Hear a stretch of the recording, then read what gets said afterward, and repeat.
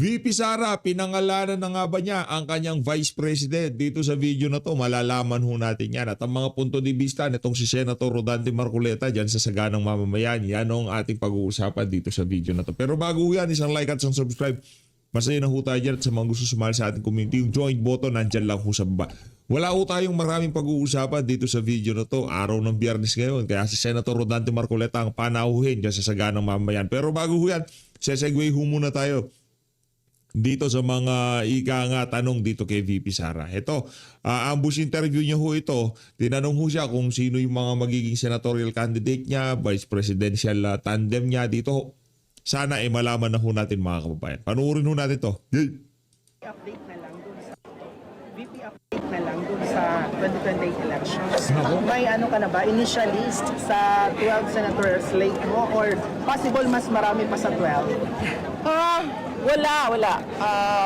Wala pa akong senators. Merong mga nagpahayag na interesado sila na magsama kami kung sakaling ako ay tumakbo at sila din ay tatakbo. Pero kung sasabihin mo na meron na talagang listahan at meron na talagang usapan, walang ganoon para sa senators list sa elections sa 2028. VP, can you name them po? Yung nag-present na. Hindi ko sila papangalanan kasi unang-una, matindi at mainit ang politika ngayon. No? Lahat ng lumalapit, nakadikit, kaibigan ko ay hinaharas, tinatreten, pinakailan ng kaso, inaatake. So hindi ko sila papangalanan. Unang-una dahil dyan. Pangalawa, dahil kaming lahat ay presumptive candidates pa lang. Dahil wala pa namang filing ng candidacy. So hindi natin alam kung matutuloy ba talaga yung pagtakbo nila or hindi. Yes. Antayin natin sa darating na, at malapit na yon, darating ng period of filing ng candidacy sa susunod na. Yan, nandun lang. Sa susunod na taon. Last na lang VP, kailan ang right time na i-declare mo yung VP update na lang dun sa 2028 elections? Ayun ho mga kababayan, dahil nga naman hindi pa panahon ng papile ng Certificate of Candidacy, hindi pa ho mapangalanan ni VP Sara ang kanyang mga senatorial candidate at ang kanyang vice president. Pero tayo ho ay nakakasiguro kung sino man ang pipiliin itong si Vice President Sara Duterte, nakakasiguro ho tayo. Nagbigay na siya ng hint eh. Malamang sa malamang, abogado yan eh. Kung abogado yan, ang magiging trabaho niya daw ho, di umano, siya ang tatrabaho doon sa mga magnanakaw dito sa administrasyon na to. Rekta na ho tayo kay Senator Rodante Marcoleta. Palakpakan ho muna natin ang ating pinakamamahal na Vice President Sara Duterte.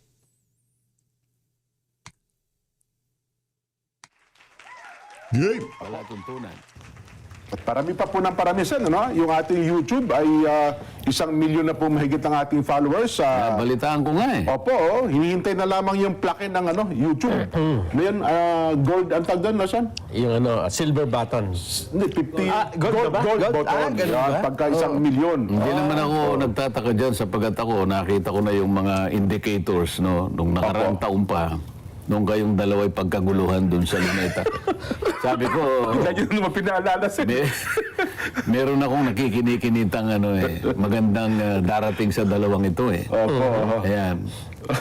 Ano yung 50 years old pataas yan eh. 50. Ay, nako. Ganun pa man ha. Doon sa ating mga kabayan, bagamat hirap ang buhay sen, umuusad, ano ha? Ang ating mga OFWs, kung mayroon daw pong mga pinababalik sa Pilipinas, hindi ko lang alam kung nakakatuwa. Para mixed emotion na, ano ha? 40,000 pataas, sen, hanggang 50,000. Ang mga umaalis naman, pupunta din ng gitnang silangan.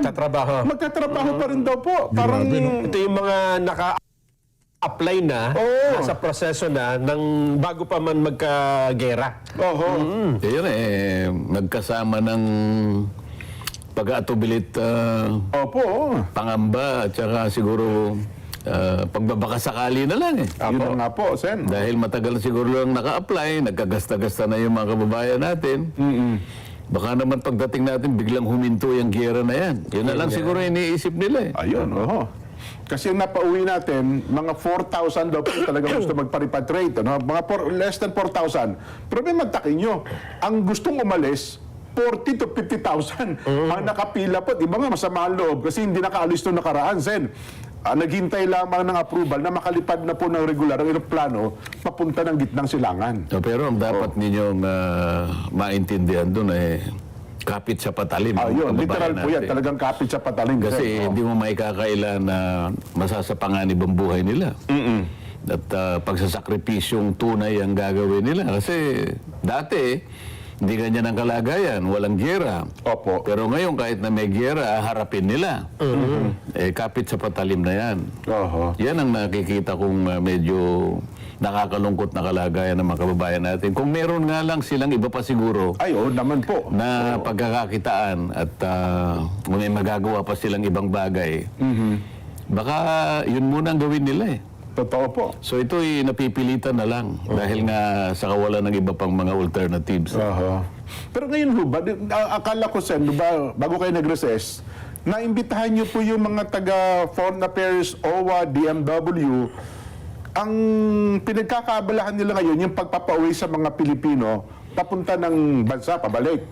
Pero meron ba silang assurance kung halimbawa, ano naman ang kaligtasan ng mga OFWs na magbabakasakali pa rin pumunta ng gitnang silangan? Yun ay dapat pagpasyahan siguro ng pamahalaan niya at saka kung sino man yung may kinalaman niya sa pagpapaalis na yan. Kasi kung papayagan mo silang pumunta roon, Opo. paano yung kasiguruhan nila? Ayan. Paano yung mapapasa nga panganib ang buhay nila? Gaano ang magagawa ng pamahalaan na ipagtanggol? Tiyakin yung kaligtasan Kaya nila, Sen, di ba? tiyakin ang kaligtasan nila. Wala ba silang wala ba silang mga contingencies? Wala ba silang papayagan ba natin ito? Halimbawa, Yun na nga, sabi Sen. mo nga, merong gustong nagpasyang umuwi na halos Halos 4,000 po sa tala. 4,000. Pagkatapos ganun din bilang naman ang nagpasya na pupunta roon. Babalik po 40,000, Sen, ang gustong umalis. Parang, di ba, inconsistent yung dalawang posisyon na yun? Yun, Paano Kaya- titimbangin mo yun? Kung ikaw yung opisyal ng pamahalaan na tumitiyak diyan sa mga pangyayari na yan, kaya mo sila pinapayagang umuwi kasi nakikita mo na May panganib. may panganib nga sa buhay nila. Maski sila nararamdaman nila yun. Ngayon, okay, yung pauwiin mo sila.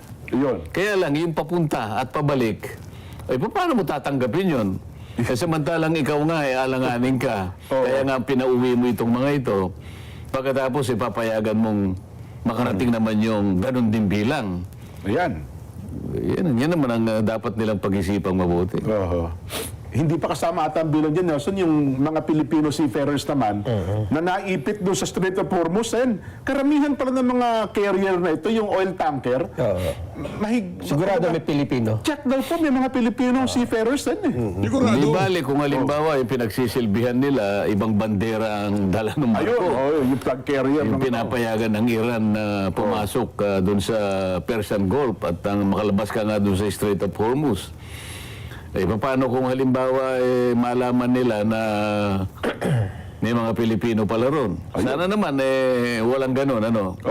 At huwag na nilang titingnan kung sino. Ang titingnan lamang nila, ano yung banderang iwinawagayway nung barko, nung vessel na dumadaan dyan. Ay, nako. Anyway, Sen, At teka lang, bago lang tayo lumipat, may nag-verify na ho ba? Hanggang ngayon, nag-aabang kami, Sen, may nag-verify na ba nung sinasabi niyong impormasyon tungkol dun sa pagbili sa Singapore at saka dun sa Petronas? Parang wala hong nangyari. Wala, parang ayaw nilang gawin. Kasi Ganun ba? kapag ginawa nila, tsak, malalaman na mura talaga. Magkakabistuhan ba sa Israel? Magkakabistuhan talaga. Ay,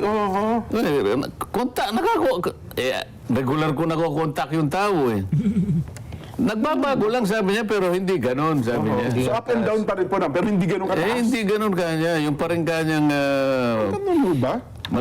malapit pa rin doon. Hindi yung kagaya ng bigla na lamang na sasaltik o sa aakyat ng ganong kataas. Opo. Well, ang inaasahan na lamang natin ngayon, Nelson, ay magkaroon ng positibong reaksyon at pangyayari itong 2 linggong ceasefire sa pagitan po ng Amerika, Iran at saka ng Israel. Eh, Sen. mukhang meron na kaagad dahil Meron sa pagkatapos i-anunsyo ni Donald Trump na Oo. merong tigil putukan na 2 linggo, ang world market, bumaba kaagad dyan ang presyo. Aha. 15% binaba Hindi ba? Ba't sa atin di pa bumababa? Sabi nga natin, dapat yan may pagbaba din dito sa Pilipinas, di ba? Ayun, Kasi yun. ang kanilang pamantayan, pagka gumalaw sa world market, galaw agad, taas agad dito. Oo nga, Diba? oo. Oo. Ang problema, Yun ang gustong paliwanag ni Sen, doon sa di ba, taga-DOE. Paano yung inyong inventaryo, binili nyo ng mura, ibinenta nyo ng 120% na pagkamahal-mahal? Di ba? Di, nahanapan ko sila ng kwenta Oo. O kaya yung formula. Papayag naman tayo, bakit hindi? Realistic naman tayo, practical naman tayo na kapag halimbawa, yung inventaryo natin ay talagang paubos na, Opo. bibili ka naman di ba? Meron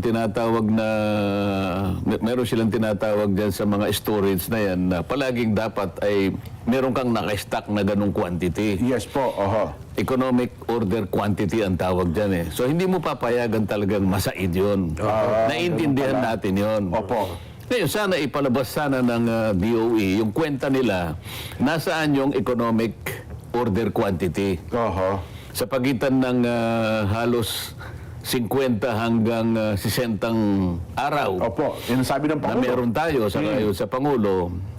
Nakikita ko dapat sana kwentado nila, meron silang formula pagdating doon sa economic order quantity, Opo. doon pa lamang gagamitin yung replacement cost. Oho. Ayun naman ang aking hinihingi lang. Ayun Bakit, naman po. bakit ba tayo yung ilitaw? Ba't di natin pag-usapan dito? Para transparent.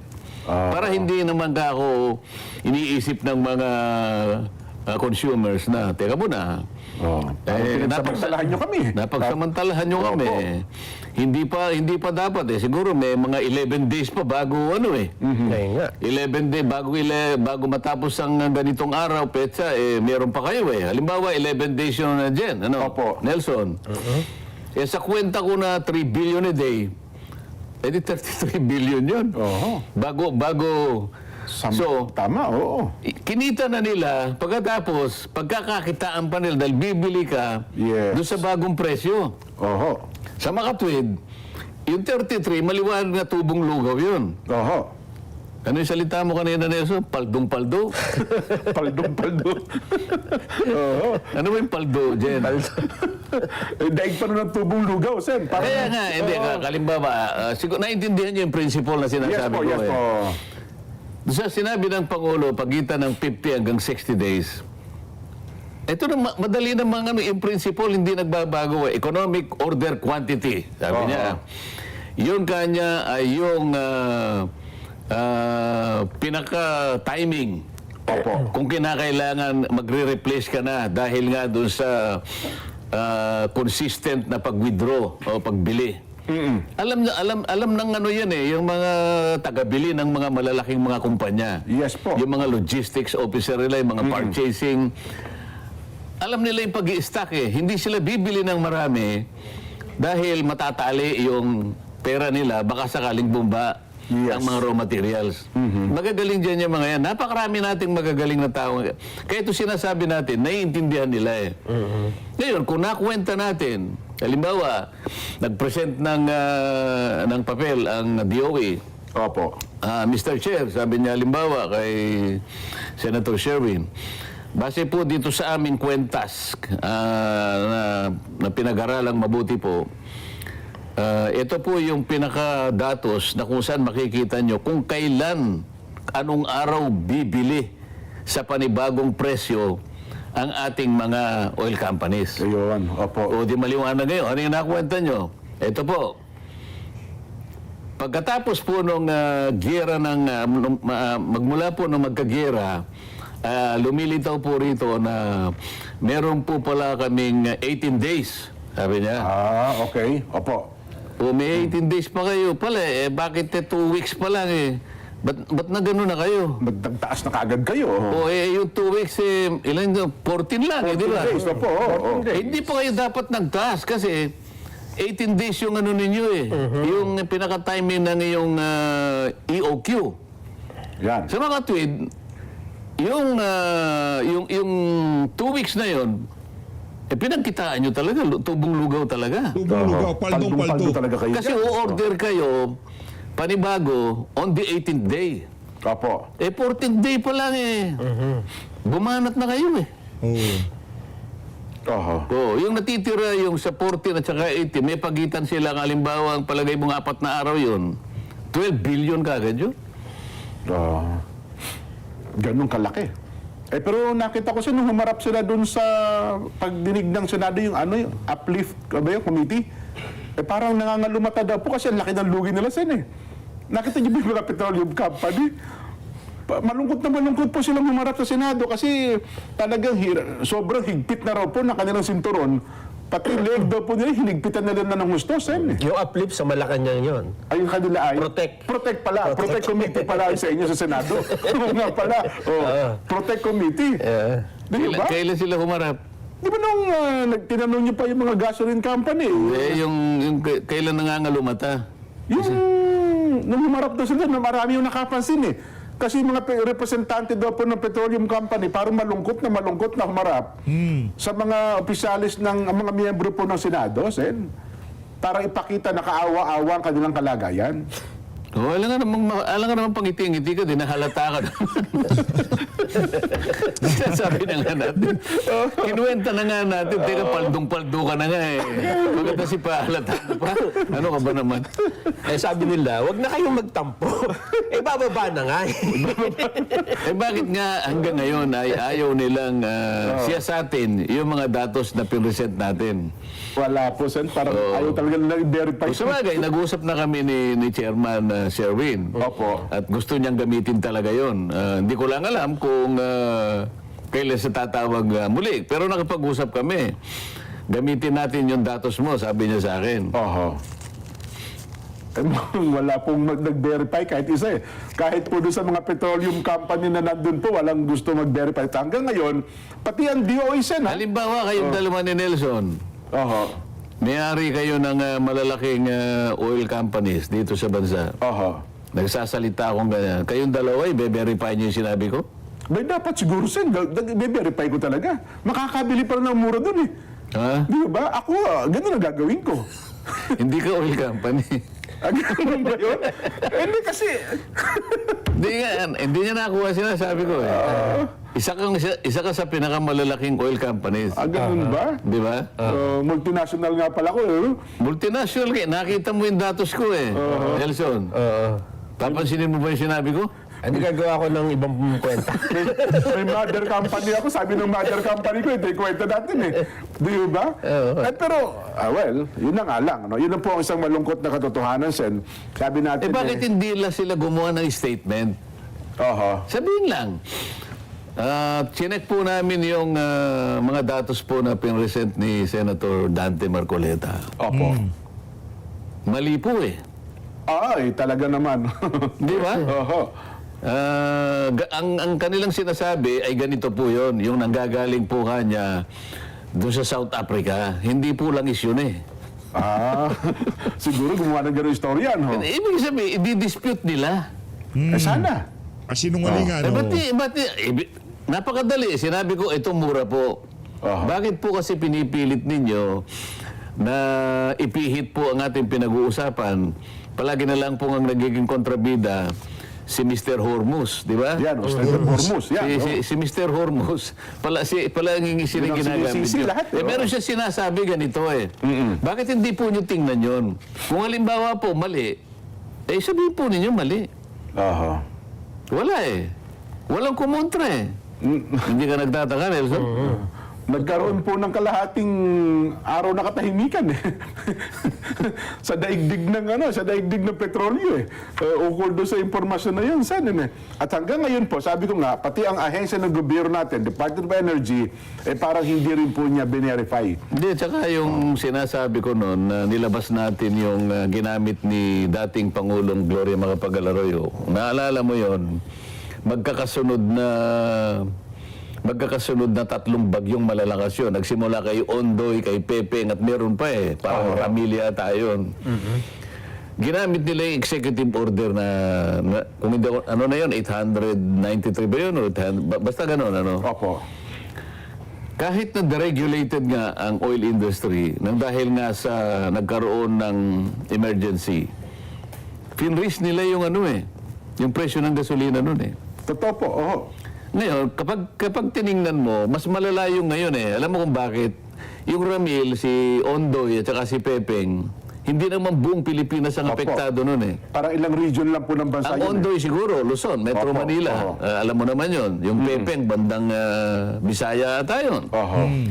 Pero itong palo ng langis na to, nationwide eh. Opo. Bakit hindi ginamit yung executive order? Samantalang ang pinag-uusapan, national emergency. Yun ang gagamitin mo eh. National emergency, nasa saligang batas at yun ay nireplicate ng executive order na yun. Tama. Oo nga, no? Ba't nga? Dahil nga siguro na kung ipatutupad yon, baka magkaroon ng malaking kalugihan sa part ng petroleum company. Hindi pinag-uusapan yun. Kailangan consistency. Kasi noon, bagyo lang yun. Hindi naman buong Pilipinas ang apektado. Pero sa pagitan ng executive order na freeze. Price freeze, opo. Oh. Marami yung price freeze, pati nga petroleum company. Tama po kayo. O Pati mga bakit gas ngayon? Hindi man lang, kahit 1 araw, 3 araw, hindi man lang nagkaroon ng freeze ng presyo. baka may matinding pagtutol ng mga petroleum company dyan, sir. Hindi, pinag-uusapan natin yung consistency ng governance, di ba? O, kung halimbawa, yung patakaran ng DOE, pareho naman. Executive order, pareho naman yung kanyang nilalayon. In times of national emergency. O, emergency naman talaga eh. Pero baka hindi daw po parehas ang epekto sa petroleum company. Na-freeze nga. Na-freeze nga. Nagawa na dati. Nagawa na natin. Kasi noon po, at least mababawi pa sa ibang, baka hindi ganun kalaki ang mawawala sa kanila, Sen. Hindi, pinag-uusapan natin, finraise nila. Well, tama po kayo. Opo. Kung nagawa noon, ba't hindi magawa ngayon? Correct. Kung kayang gawin noon, ba't Anyway, hindi magagawa kaugnay po ngayon? ng pagkatapos ng peak season, formal pong nagtapos ang pilot testing ng online reservation. Dating mayor ng kung mali-mali, nauubos mo na yung isa eh. Ay, nako. Anyway, Sen, pag-usapan nga natin, kasi maraming nabubuhay na mga panukala ngayon dahil sa pagtaas ng presyo ng produktong petrolyo at ano-ano pa man, kanya-kanya po ang ngayon, lutangan ng mga panukala kung paano ba natin ito maagapayanan. Pero, ang higit na nakatawag ng pansin sa amin, Sen, yun pong inyong pinanukala. Ito po yung dati ko nang narinig pero parang wala nagtatagumpay eh. Yun pong waste to energy bill. Isa lamang yan sa mga proyekto na kung tawagin ay pinanggagalingan ng renewable energy. Yes po, oo. Kasi ang kagustuhan nga natin noon, dahil nga sa kailangan nating maproteksyonan ng ating kapaligiran, ng ating environment, so pinag-iisipan ng pamahalaan na sana ay mas maraming renewable energy ang ating ma-harness sa mga darating na panahon, no? Solar, wind, waste to energy, hydro, at lahat ng hindi gagamit ng fossil fuel. Iyang waste to energy, matagal ng matagal ng programa na hindi nga masyadong maitaguyod dahil ang panggagalingan kasing raw material, yung mga basura. Yung Yes mga, po. Napakarami ng basura sa Pilipinas, Sen. ang problema kasi, gagamit ka rin ng meron ding incinerator kasi na gagamitin dyan. Yung sa Clean Air Act baka kumontra. Oo, kailangan kasi ma-amyenda mo yung mga ibang batas na dapat yung incinerator na gagamitin ay hindi talaga siya mag-i-emit ng Opo, kahit walang anong emission. pollutant Opo. sa atmosphere. Kasi isa pang problema dyan, ang suliranin kasi dyan sa pagkuha ng basura. Dapat sana itatayo mo yan kung nasaan yung lugar na bastante yung paggagalingan ng raw material na basurahan nga yan. Okay. Kaso, ito yung nagiging problema dyan. Yung mga mayor kasi, alam mo na, sila yung merong jurisdiction sa Hahakot ng basura. paghahakot ng basura, kung saan itatapon ng mga landfill yan. Ano? Meron tipping fee dyan eh. Naku, yan pinakitaan yata. So may pinagkakakitaan dyan. Ang sabi ko, yung pinagkakakitaan ninyo, kausapin ninyo yung gagawa ng WTE, yung waste to energy, kung talagang kailangan kayong kumita pa. Pero kalimutan nyo na yun kasi, alam mo, yung bansa na muna ang ating unahin. Opo. Hindi na yung pinagkakakitaan ninyo. Nako. Nandun palang medyo merong konting May bottleneck. pa rin sa... Kasi, Wala ang tipping fee ba dyan? ilang mayor ang kakasangkapanin mo kasi Opo. bago ka makagawa ng palagay mo, hindi naman marami ang manggagaling dyan. Siguro, pinakamarami na dyan, makakakuha ng 10 megawatts siguro dyan eh. Opo. Pero yung gagamitin ng basura, talagang tunay-tunilada. Marami ho, tama So, kayo. sa mga tweet, kakasangkapanin mo yung mga ilang mayor, dito mo na itapon, dito na lahat yan. Pag-iisahin, At kailangan may segregation pa yan. yun nga, Opo. yun nga. Okay. So, ang dami ring technical na issues na dapat pero talagang doable siya. Ayun. Doable siya. Kasi kung basura pag-uusapan sa inyo, dito sa atin, gabundok ang maraming basura dito eh. Oh, nahiring na namin yan eh. Ang pinag-uusapan na lang dyan ay yung mga detalye. Meron din kumukontra eh. Ang dami rin kumukontra Ano dyan. ba position din ba dito? Kasi dati ang mga mayor, kapag halimbawa, isang lugar, nandun yung landfill, doon itatayo, edi kita po ganansya nung mayor kasi lahat yung magbabayad sa kanya na magtatapon eh, di ba? Oh, kaya nga. Oh, yung iba naman na meron din sariling tapunan. Doon na, mismo. Ayoko dyan kanya kasi may... Yung sarili akong landfill. yung aking Ayun tipping lang. fee dito Yun nga ang pag-uusapan. Andun ang bayan. Kung saan ilalagay. Pag-aagawan eh. Hindi, kasi kung iba naman, ang kontrata niyan, hauling eh. Yung hauler, di ba, yung humahakot ng basura. Karaniwan sila rin yung hauler, di ba? Yun lang. Mga kaibigan nila yung hauler. Hanap buhay din pala ito. Yung may-ari ng landfill, sila rin yung magkakausap dyan. Kaya kung minsan nga nababagalan, hindi kagad na isa sa katuparan, ng isang napakagandang mga proyekto, isipin mo, sabi ko nga nung nagmi-meeting kami, mas lalo nga bigyan nyo ng priority ito eh, sabi ko. Kasi yung waste to energy, dalawang bagay ang nagagawa niya. Nasasagot niya yung suliranin tungkol sa basura dahil nga yung basura nako-convert into energy. Pagkatapos nakaka-produce siya ng energy. Samantalang yung solar, sabi ko, tsaka wind, hindi naman nakakabawas ng basura yan. So ito lang, waste to energy lang, malaki na yung ganansya mo rito eh. Kumita ka na ng konting energy, nakapagpasinag ka na ng isang barangay, 3 barangay halimbawa, nalinis mo pa yung environment. Kaya ano siya, maganda siyang ilaban. Di ba? Kasi dati marami na ako narinig na nagpanungkala niyan, mga mayor, etc. Pero parang hanggang ngayon po, sa buong Pilipinas, wala pang nagtagumpay na waste to energy sen eh.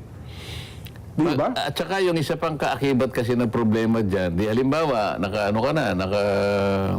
umaandar na. Yan. Umaandar na. Yung problema sa grid, na yung may tinatawag na net metering kasi kinakailangan kumonekta ka sa metering yan eh. Sa grid, Hindi pa masyadong malinaw. Walang incentive dun sa regulasyon ng ERC. Okay. Dapat sila yung mag-incentivize para sa ganun, mas lalong dumami Kaya kapag hindi mo binigyan halimbawa ng incentive para makapag-produce siya ng marami, ba't siya magpo-produce ng marami? Samantalang yung doon sa net metering, hindi siya kikita ng mas malaki. Kasi merong parang limit yung kayang kunin ng grid. Ganun po. Di Ang dami dapat na isaayos. sa ayos muna pala, no? Di i-pattern nyo doon. Di ba, meron ngayon mga bahay na solar cell, oo. na pagka sumusobra na, bumabato ka ngayon sa grid. Hindi, kaya nga, Binabawas na lang sa ano mo. hindi mo nakikita sa mga solar lang. Opo. Yung isang bahay niya lang. Halimbawa, yung buong bubungan niya. Opo, yan. So may nagagamit na siya sa halimbawa sa 2 electric pan. Aircon, yan. O, sabi nga. Hindi, wag naman yung aircon. 2 electric pan halimbawa, tsaka 8 bombilya. Oh, yan. O Oo. isang radyo halimbawa. So, solar yon. Opo, pinapatak. Solar yun. Ngayon, kung sobra doon, Oh. makakakuha siya ng credit doon sa kanyang, kung halimbawa, yung electric cooperative. Oh, yan. Oh. Di ba? Opo. So, meron siya makukuhang rebate doon halimbawa. Mababawasan Kaso yun. lang, doon sa sinasabi kong net metering, meron siyang cap na 100 kilowatt hours lang eh. 100 ganun kilowatt. ba? Oo. 100 kilowatt. Paano kung halimbawa industrialist ka, isang malaki ang kumpanya, ang laki ng lugar mo para makapagtayo ka ng maraming solar panels. Opo. Eh meron kang limit. Hanggang 100 lang, okay. Hindi niya pakikinabangan eh kung ganun lang eh. Lugi. Dapat ayusin lahat yung ano. Oo. Sabihin, as men... Ang tawag nila doon yung GEAP, yung Green Energy, tas may AP eh. Opo. Dapat maraming dapat ayusin sa regulasyon ng ERC para sa ganun, yung lahat ng programa patungkol dyan sa mga renewable energy ay matupad sa lalong madaling panahon. Dapat pala ito unahin, Sen. Bago natin Hindi lamang yung waste to energy. Ang pinaka dyan yung solar. Ano? Ayan, napakarami ng Pagkatapos solar yung wind, wind, waste to energy, hydro, geothermal. Kasi nga, ang kanilang projection sabi niya, by 2030, Okay. kailangan, sabi niya, 40% na ng ating energy nanggagaling na sa renewable. Paano mo kukwenta ngayon pa lang, 15% pa lang yata. 2026 na tayo. By 2040 kanya, kalahati dapat ng energy na ating pinuproduce ay nanggagaling sa renewable. Nako, Ang China lang nakakagawa yan. yun na nga po. Yun lang ating solar Parang hindi may ganyo kasi napakamahal pa rin po magpa-solar cell Oo. Ang laki pa ng investment. Oh. Di ba? Nako. Tsaka ang problema... Isipin mo, may investment ka. Oo. Pagkatapos kung wala ka pang kontrata halimbawa sa mga malalaking distribution utilities. Si Nelson, halimbawa, siya yung presidente ng Meralco. Di kumuha ka ng solar, ano? 15 megawatts. Okay.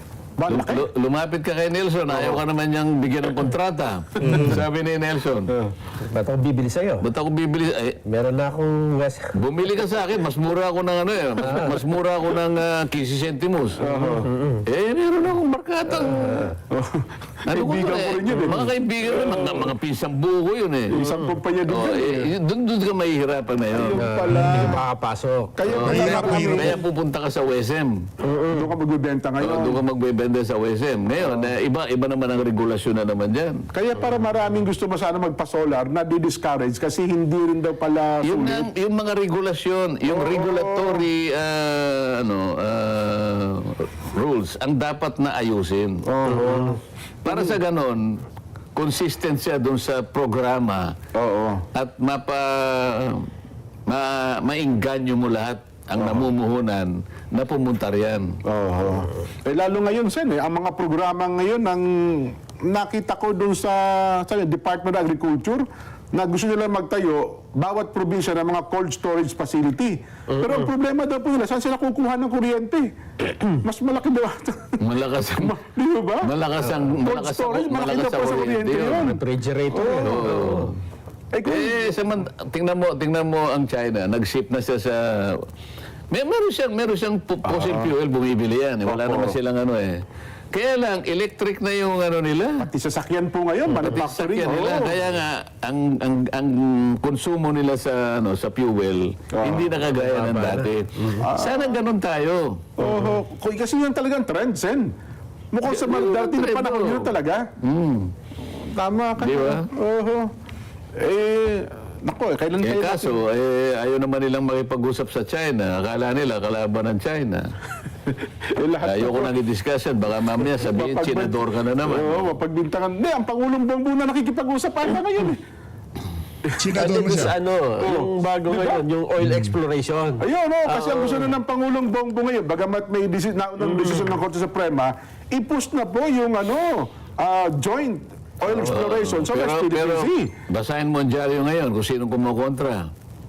Nagbasa na ba kayo ng dyaryo? Hindi na naman Sabi ng Pangulo, mukhang tama yung isang senadora. Kailangan na nating pasimulan na makipag-usap sa China. Ito nga nangyayari nga sa atin Nagkapitikan lang ng tenga doon sa kabila. Apektado na tayong lahat. Nagsuntukan lang si ganito. Ang latay sa atin, di ba? Totoo naman po. Pero kung alimbawa, self-sufficient tayo sa mineral, alimbawa, sa energy, ba't di pa natin kasi umpisahan ngayon? Yan. Di ba mukhang may nasabi siya na kailangan umpisahan na yun yung na raw, oil exploration talks with China, di ba? Opo, kasi may technology daw sila. Nung sabihin niya yan, kanina umaga, kung binasa mo yung mga dyaryo, Opo. sinong grupo ang umaayaw? Hindi ka pwede yan. Ba, o may maayaw na hubagad? Nagbasa ka ng dyaryo, Nelson? Hindi namin nabasa, hindi namin nagbasa. Tingnan mo nga, batar mo. Hindi namin nagbabasa ng jar. Tingnan mo, kaya nga hindi malaman kung ano mangyayari sa... Sabi ng Pangulo, mukhang ang tama yung isang senador Oo. Kahit pa pinaparatang ang senador, tama siya. pero mukhang tama. Sige. Unahin natin. Wala namang masama kung makipag-usap tayo. Dapat naman Tingnan talaga. muna natin. Ano ba yung mga terms? Di ba? Oo. Tingnan mo kung sino yung... ayoko na magsalita Tingin mo nga, Nelson, baka Pinahanap ko na. battering pa sen. Nagano ka agad sila. Nagpadyaro hindi pwede yan. Sabi, May putol hindi kami na payag dyan. sinasabi ng mayaman po sa gas yung West Philippine Sea na yan. Hindi pa paano pa natin maaani yan kung gano'n ang mangyayari pala. Di ba? Hindi, kung ako ang Pangulong Bongbong, maninindigan ako.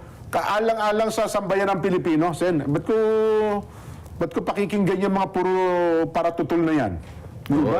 Kaso nga, yung mga yan nagsasabi na ganito ang si Senador, ganyan. Pero pagka naman ang sabi ng Pangulo, sige, sundan natin ito, ganito. Hindi kami papayag. Hindi malaman kung saan papunta Nako. Lalo ngayon, Sen, ang buong mundo yata, matangin, nagkakagulo sila. Pero ang China, tahimik na tahimik, mukhang tuloy-tuloy ang maganda ekonomiya ng China ho ngayon. Lahat na ho ata ng piyesa, lahat ata ng kasangkapan galing sa China. Paano tayo ganyan? Pati kotse, mga electric cars na son, puro galing na ng China. At saka ang Amerika, lahat mga yung gawang Amerika, made in China na ngayon. Di ba? iPhone lang Baka kayo maakusahan na... Bahala na sila kung ako saan nila kaming pro-China. Hindi kasi... Di ba? Ang mahirap sa mga ibang kababayan kasi natin, pag dinidiscuss natin ang makakabuti sa ating bansa, makipagkaibigan tayo sa mga bansang lalo na yung mga karating bansa natin. Di ba? Vietnam, Cambodia, Thailand, ASEAN naman tayo, di ba? Katabi po, tama kayo. Katabi rin natin ang China.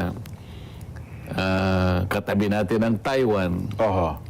Ano bang masama kung makipagkaibigan ka sa mga bansa na malapit sa magkakalapit naman kayo? Ano bang masama? Minamasama lang ho ng iba, Sen. Ako sa tingin ko walang masama Minamasama lang ng iba. Halimbawa, ikaw, inaakusa ka nga. Si Jen kanya, senador. Pero kung re-reviewin mo, subukan mo reviewin ang episode ng Saganang Mamamayan, magmula nung si Jen ay kasama rito. Tingnan mo kung meron siyang sinabing pabor sa China. Wala. Halimbawa, pinagtanggol ni Jen ang China laban sa Pilipinas. Wala sa sinabi. Wala akong makita o wala akong narinig na sinabi niya na pinaboran niya ang China kesa sa Pilipinas. Siyempre naman po, bilang Pilipino, talagang Pilipinas po ipagtatanggol natin. Pero sabi niya, Si Marcoleta, Senador, wala ba siya narinig na sinabi ko, pagka tinanong ko naman, kailan ka ako nagsalita in favor of China? Sige nga. Narinig mo ba akong nagsalita na pinaboran ko ang China? Kesa sa Pilipinas? Wala siya masabi. Yun na nga. Yan ang mga ganyan ng yan ang mga ganyan ng, hindi mo malaman kung papatusin mo o hindi, di ba?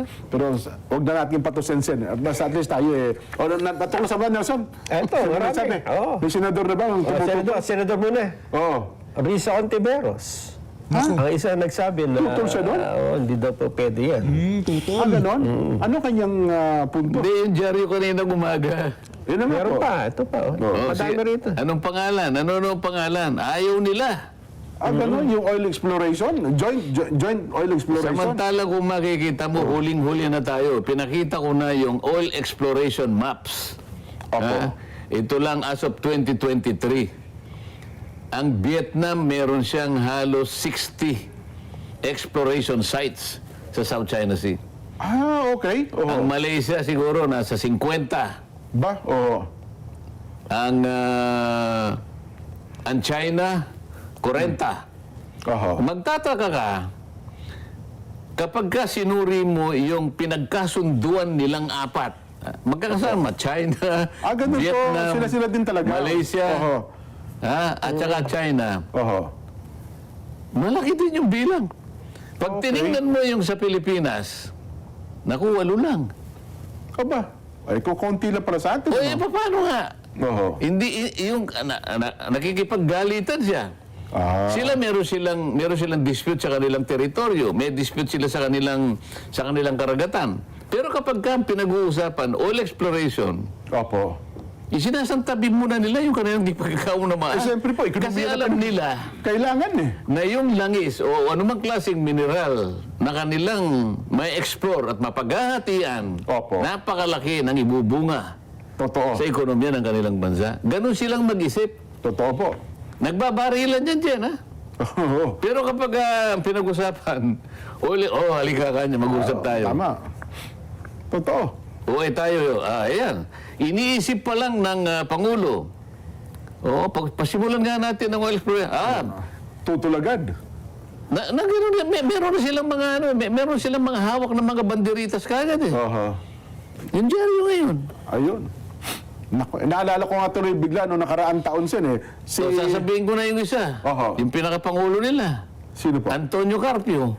Si Antonio Carpio. Kaya pala, hindi ko mahanap. Hindi ba senador yun? Saan? Ayan o. Naunahan ka yan o. Anong sabi? Sure ba yan? Sure ba, ano ba yan? Sure ba tayo? Ayan o. Ang sabi ni Antonio Carpio, ano daw ito? Trap. Kapag ka daw pumasok ka dyan sa exploration na yan, Sure ba tayo dyan? parang inamin mo na sa China yung teritoryo. Yun yung sabi niya. It's a trap. Yun ang kanyang pananaw. Yun ang kanya sinabi. Paano yung mga kasunduan ng ibang mga bansa na... Suicide daw yan for the Philippines. Abay... Ganyan sila mag-isip eh.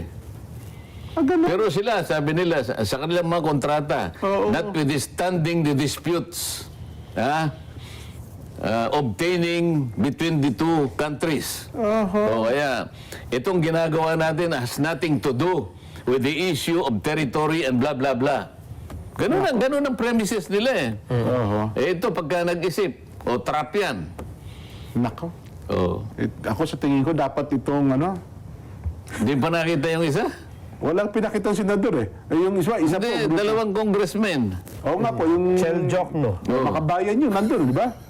Tsaka ano.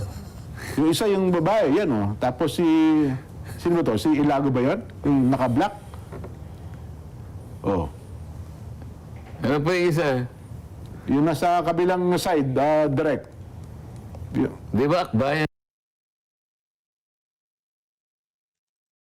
Yan? Nga po. Si girl yan, ako yan. Joint exploration, sabi nga, sure ba tayo dyan? Pag-aaralan So, natin. sige, halimbawa, kumontra ka. Ano ngayon? Anong mangyayari sa atin? Wala. Ikaw ba, may explore mo? Ikaw mag-isa. Hindi po, kasi aminado tayo yun, Sen, na nasa atin yung, sabi na, nasa atin yung West Philippine Sea, pero wala tayong teknolohiya para ma-explore po. Hindi, palagay mo lang meron kang technology. Oho. Oo. Mukhang hindi pa hindi pa natin kayo. So, kailan tayo magiginhawa? Kaya nung pinakita ko yung mapa, walang umargumento eh. Totoo eh. Meron silang sigalutan, meron silang awayan, suntukan, barilan sila. Pero pagka pinag-usapan, yung kagalingan ng kanilang bansa sa magitan ng mga mineral resources na kanilang tatamasahin kapwa, Sinasantag. pumayag sila. Yes. Oh.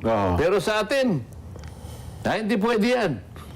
Trap yan. Suicide yan. Ganyan mag-isip.